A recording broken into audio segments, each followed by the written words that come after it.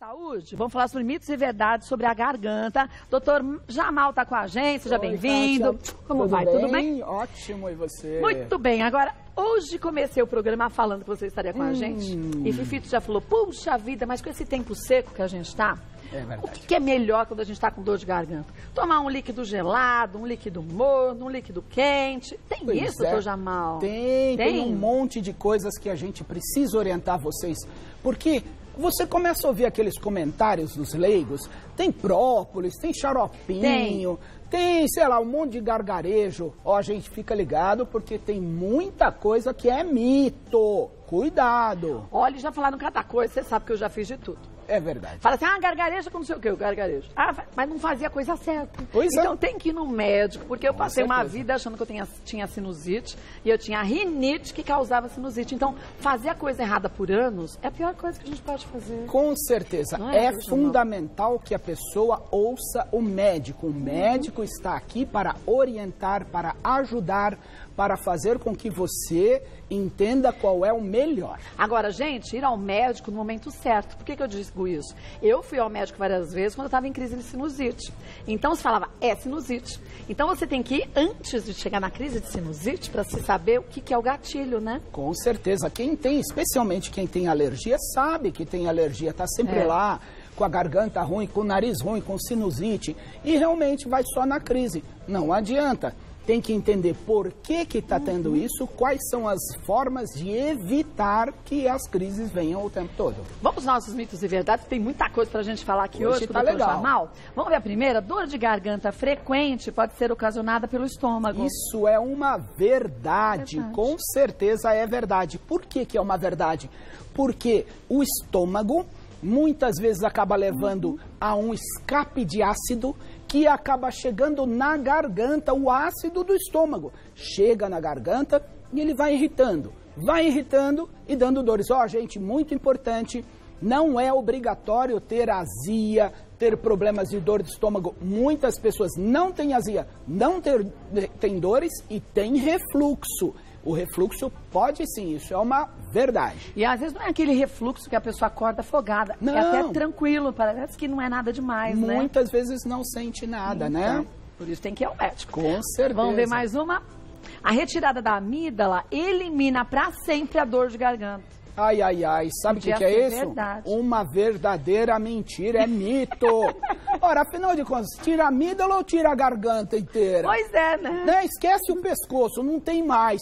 Gente, a amígdala é parte da estrutura anatômica na garganta. Mas nós temos lá no fundo a faringe, nós temos toda a estrutura em volta, a própria língua pode doer. Tem pessoas que têm dor na língua. Dor na língua? Dor na língua. Tem um nome esquisito, o médico gosta de falar esquisito. Mas é glossodínia. Mas tem, então, gente, retirada das amígdalas não significa que não vai ter dor nunca mais, de jeito nenhum. Dizem, não sei se é verdade, que as amígdalas, quando a gente começa a ter a dor de garganta, elas são, vamos dizer, a proteção inicial. Então, primeiro você tem a dor nas amígdalas e depois para a garganta, faringite e tudo mais. Se a pessoa não tem amígdalas, já vai direto para faringite. Isso é uma verdade? Isso também é um mito. É mito? Isso é importante na criança bem pequena, até mais ou menos 1 ano de idade. Porque a mamãe passa anticorpos para o bebê. E os anticorpos da mamãe levam mais ou menos 6 meses, 1 ano. E aí as amígdalas são importantes para produzir. Depois de 1 ano, 1 ano e meio, mais ou menos, aí não, a criança já tem produção de anticorpos pela medula, pelo fígado, pelo baço, então pelos gânglios. Então não, a amígdala sim, ela é importante, mas mais especialmente nas primeiras fases da criança pequena. Então depois está sem amígdala, tira, não tem problema. Eu brinco e falo assim, se ela não fizer mal nenhum, deixa ela lá. Se ela tiver algum problema, a gente vai mexer. Tá bom, vamos ver mais uma. Vamos lá. Voz rouca constante pode significar alguma doença. Ah, gente, ó, positivo, isso é uma verdade. O que significa voz rouca constante? Alguma coisa está acontecendo nas pregas vocais. Tem aqui uma ilustração, vamos ver como é que é essa ilustração? Dá pra gente ver aqui? Ó, estamos conseguindo ver aqui a região da boca, da língua. Aqui é o céu da boca, mas as cordas vocais, que são as pregas vocais, ficam aqui embaixo. Então não dá para ver. E as pregas vocais ficam bem atrás do pomo de Adão, aqui onde a gente tem na garganta. Então, como é que as cordas vocais funcionam assim? Batendo uma na outra. E se eu tenho algum problema nessas cordas vocais, elas não encostam, né? Elas não encostam direito, aí o ar escapa e a voz fica rouca. Então, voz rouca constante pode ser sinal de um problema. Muitas vezes o problema é simples, mas muitas vezes o problema pode ser muito mais complicado. E agora eu chamo muito a atenção, porque infelizmente ainda existe pessoas que bebem muito e pessoas que fumam. Muito. Fumo associado à bebida e rouquidão, a chance de problema.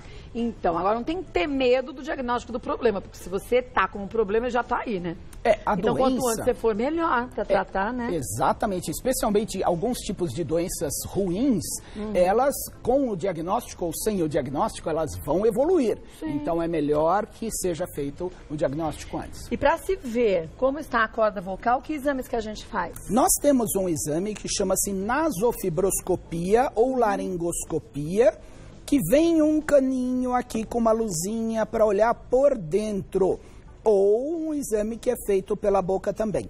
Esse exame é muito simples, é rápido. Eu até fiz contigo. Fez. É tranquilo, gente. Nós fizemos, é tranquilinho, é uma anestesiazinha local com um sprayzinho, não dói. Uma canulazinha pelo nariz, mas não dá nem percebe. Quando for perceber, já acabou. E as imagens são maravilhosas, a gente consegue ver direitinho as pregas vocais.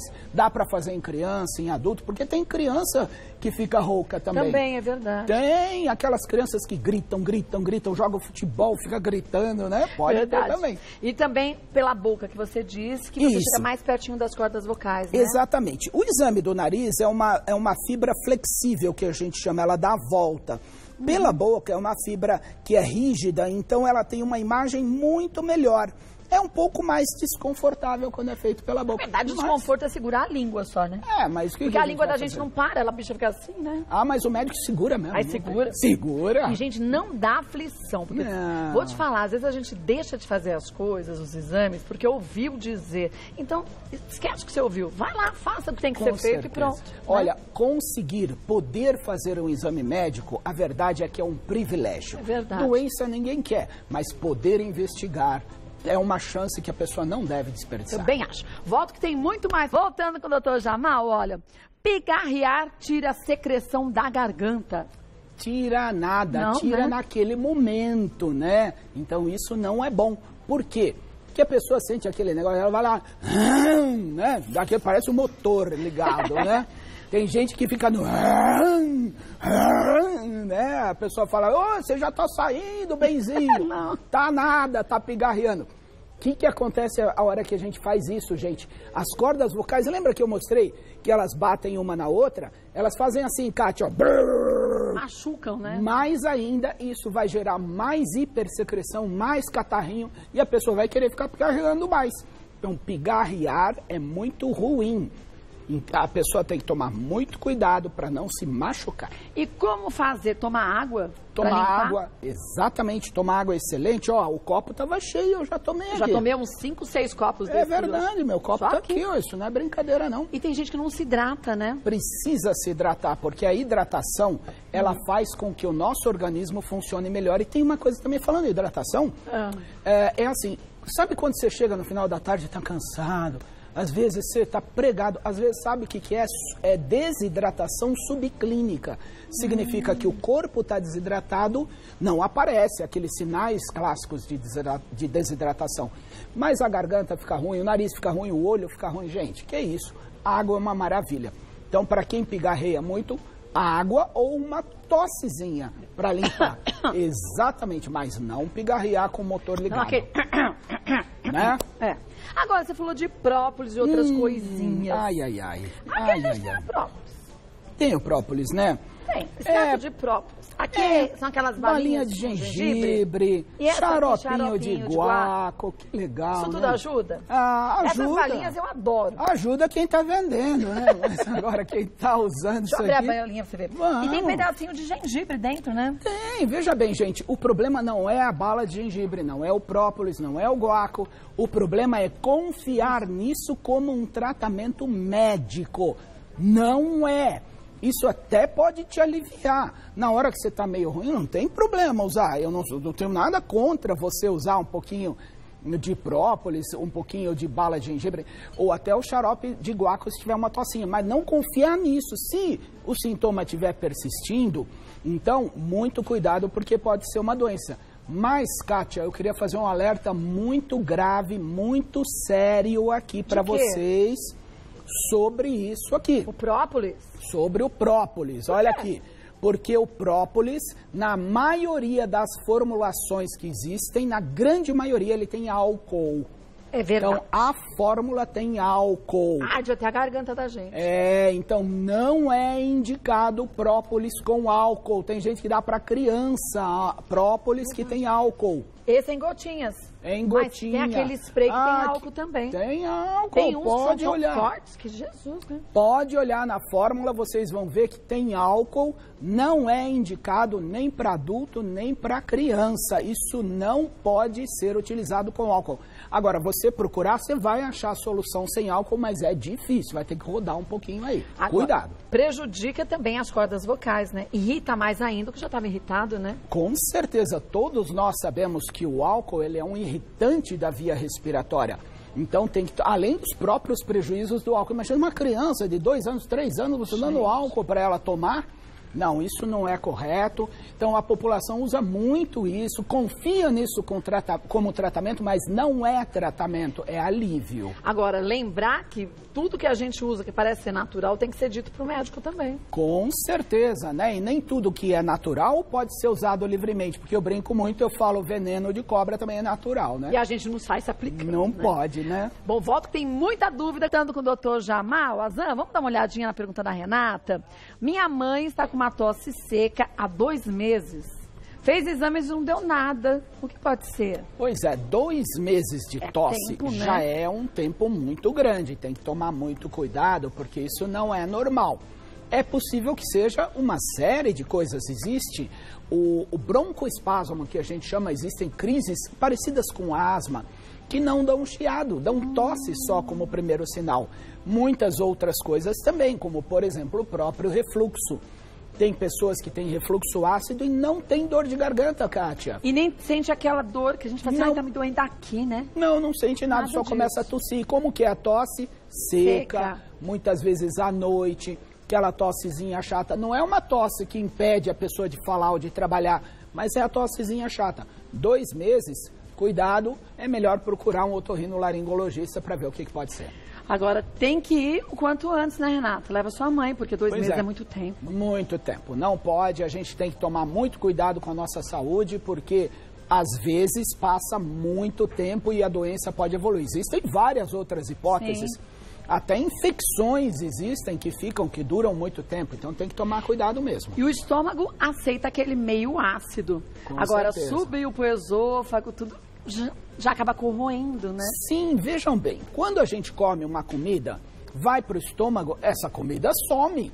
Ué, o ácido acabou com ela, sim, mas o estômago ele tem uma proteção que não deixa o ácido sair de lá. Mas se o ácido sair de lá e chegar num lugar errado, não dá para suportar.